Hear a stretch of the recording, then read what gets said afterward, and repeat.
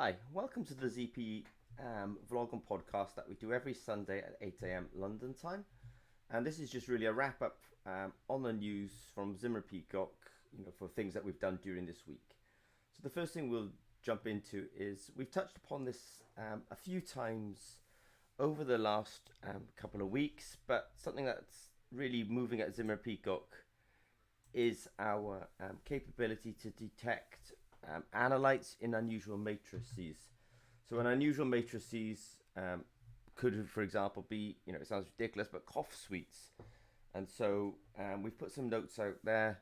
This is quite a matured piece of technology from us now that we're able to take a cough suite, we're able to dissolve it into the appropriate buffer, and then we're able to analyze the active materials actually in that cough suite. So I think it's both a good reflection on the power of electrochemical or analytical electrochemistry, and it's also a reflection on the stack of technologies that we do have at Zimmer and Peacock, because we have this kind of capability of we have the sensors themselves, we have our sensor meter, we have the capability of putting obviously liquids onto the sensor, we have the app capability, we're analyzing or we're activating the sensors, then we're getting the data back, and when we're able to send that data to the cloud. So we're very grateful for the actual technology itself, and the science of electrochemistry and electroanalytical chemistry. And we're also delighted that we've put together this stack of technologies, and one of the applications, as I say, is the analysis of for example, cough suites, and that can be used both for in a quality control setting, but also in an authentication setting as well. And by authentication, it happens more in the world than we realize, that brands and products that you think are made by one manufacturer are actually essentially counterfeit. So we're delighted to sort of talk about our cough suite work there. Just some other news as well. A couple of our guys went off to see a company in Norway in Oslo called Plateau. Plateau make sensors for the brewing industry, so we were delighted to go and visit those guys and just sort of brainstorm a bit. So thank you to Plateau for having us visit this week. It's appreciated, and I think it's a reflection that at ZP we do a lot of sensors and technologies for IVD, in vitro diagnostics, but you can also see that so far we've talked about the confectionery industry a little bit here, and we've also then talked about the brewing industry as well. So we do have the capability of adding value and solving problems in other applications as well. Also, something that we do touch upon on occasions, and we're extremely lucky at ZP, we do have a really strong mechanical and electromechanical group of engineers. And so our mechanical engineers have been putting together some technologies for helping us to singulate sensors. And if you're watching the vlog, I'm just putting some images up because it talks about, we measure force, we make prototypes obviously out of 3D, and we're measuring the force using a meter, and so at ZP, we are, pretty well known for making biosensors and electrochemical sensors, but we're less known then for actually the supporting services around it, including the electromechanical. So I'm grateful for the team that we have there. They're extremely strong and led by a really seasoned engineer. Something else that's really related earlier on to my comments. So we made some comments earlier on about a company called Plateau. Plateau are really associated with measuring things in the fermentation industry. We mentioned the cough suites. Something else that we've been working on quite a lot recently as well is measuring what's called the notes or the off notes in whiskies. And so our technology offers us a unique perspective into the analytes and the chemicals that are actually in whiskies. And so we've been doing some work on recognizing or identifying those off notes, and also getting an overall, let's say, profile of the whiskey itself. So it does come back to this, and this is a repetition, but at ZP we have the sensors. One of our sets of sensors we call the spectrum sensor. We have our Sense It All platform, which is really a set of electronics that it can drive our sensors. We have our apps, which tell the meter what to do. And then we also have Julie, where we can actually receive the data and crunch the data. So we definitely have a entire technology stack from sample up to cloud. And it's essentially delighted to be doing the whole sensor to what we call API, sensor to application programming interface. And so far I mentioned cough sweets, now I've mentioned whiskey, but it's really using the same technology platform. Something that's very core to our kind of, we like to support people who are trying to develop sensors. And so every week we hold a webinar at 8 a.m. London time, every Thursday at 8 a.m. London time. And there we answer questions from the community. And this week we had to talk about how to calibrate a glucose sensor. We had to talk about how to make an inflammatory wearable biosensor. We talked about detecting pesticides, antibiotics, and hormones. We talked about generation 1 and generation 2 glucose sensors. And we also talked about printing on carbon, or printing carbons and silver chlorides. And we also talked about how to use a ZP sensor. It was specifically how to use a ZP glucose sensor. So there's a lot done. We do go rather fast through that webinar because when you've got 6 questions, it's only 5 minutes per question. And we like these questions, and we do put a lot of effort into essentially illustrating the answers in that. So if you have questions and they're technical, don't worry about sending them in. We'll at ZP will make an honest or a sincere effort to actually answer them. And so we did put some more material up this week about actually how to calibrate a glucose sensor. So I hope that if you can Google like Zimmer Peacock calibrating a glucose sensor, you'll see how we do it. And we do hope that really helps you, let's say, in your work as well. And we've also sort of did mention there that actually we also use Julie a lot in the calibration of glucose sensors. Julie is this cloud database.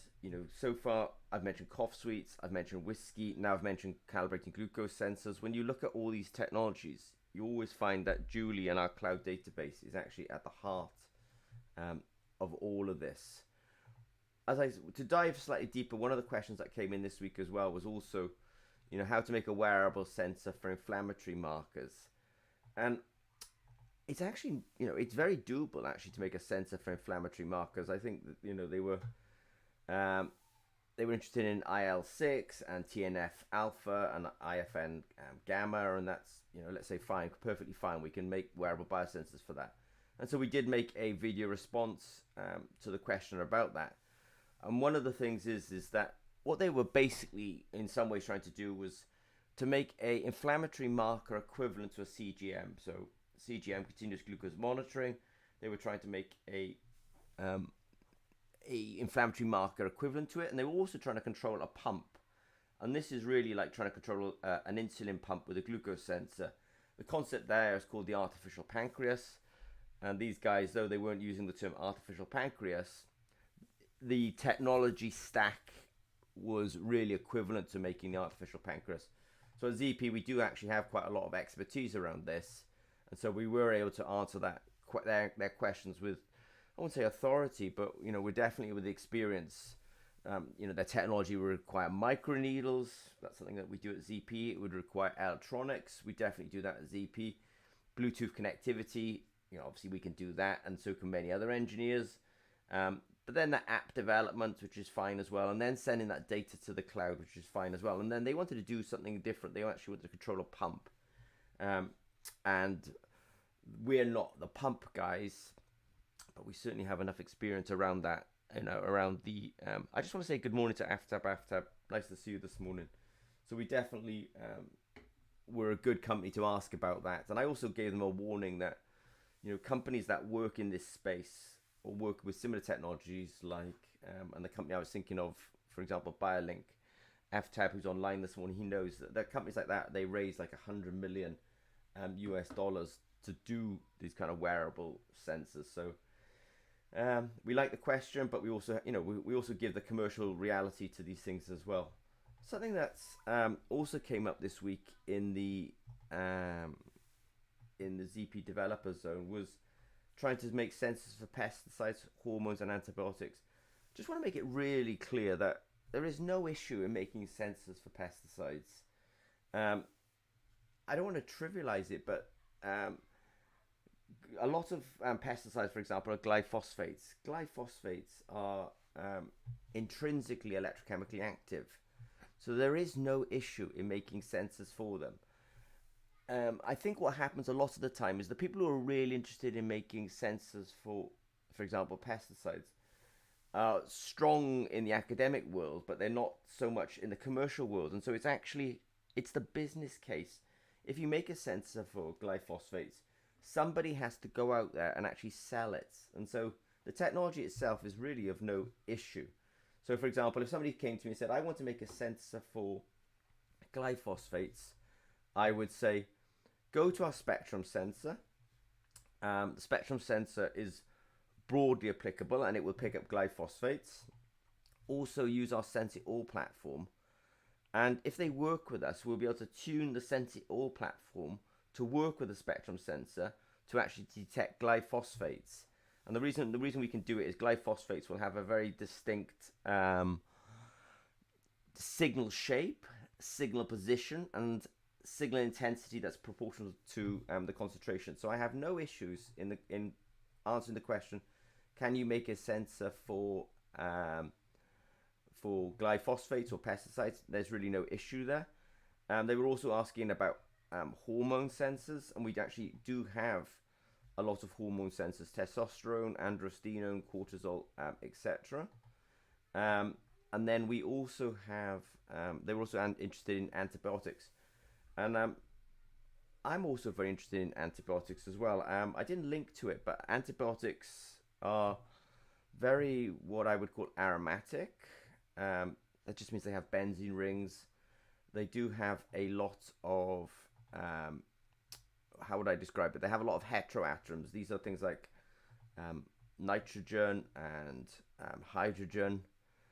Sorry, not hydrogen. Nitrogen, oxygen, for example. And so this makes these molecules quite electrochemically active.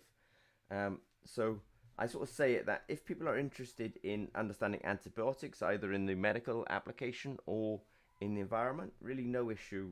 We can use our spectrum sensor and our Sense It All platform for doing that. The reason I say that is because at ZP we're very keen on people getting to market, and so we're really trying to reduce all the barriers to market. There's one big barrier left, which is whatever commercial endeavor you're about to undertake, you have to be able to afford it, and that is almost the biggest barrier. So we've reduced all the technology barriers, and people are just left with, how can I afford to really do this? And that is actually the toughest barrier of all. Maybe even ZP will eventually overcome that one as well.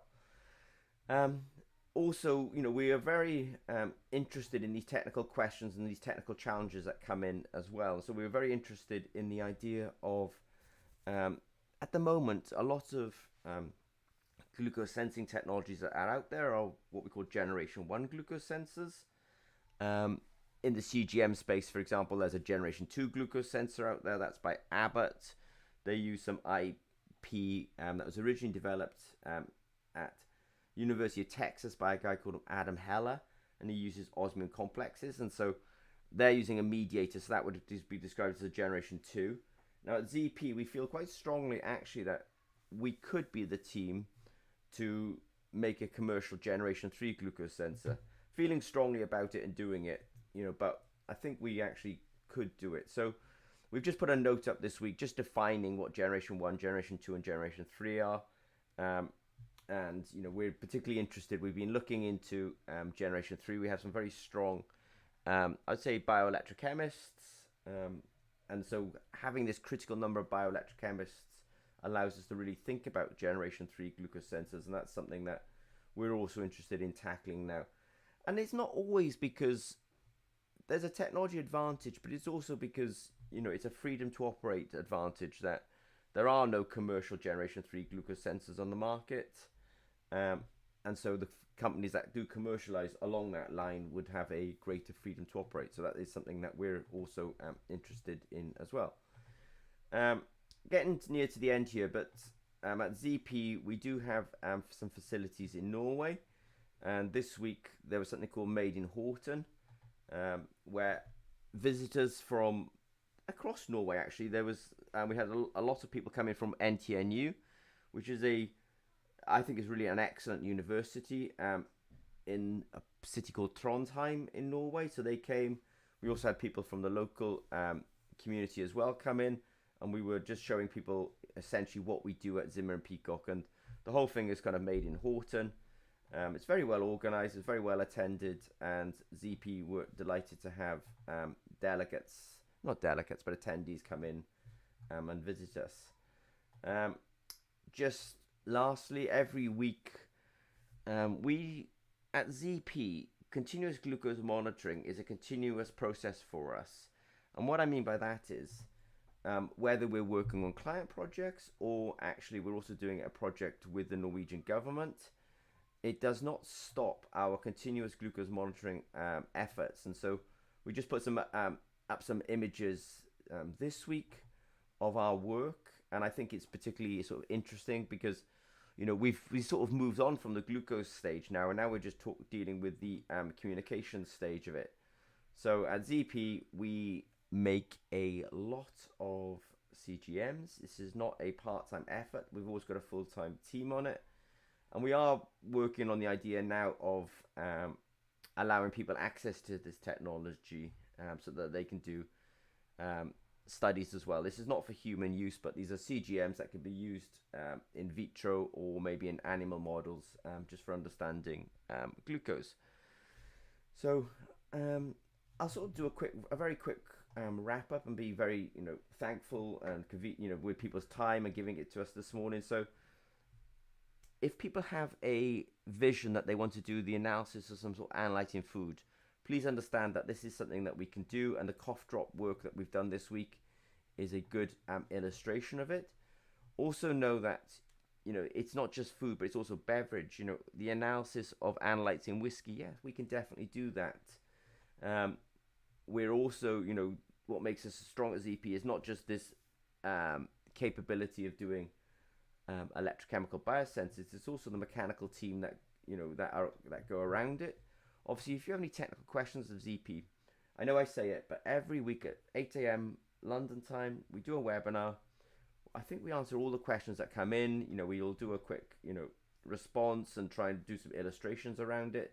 And so we've answered questions about calibrating glucose sensors, how to make wearable inflammatory markers, how to detect pesticides, hormones, and antibiotics.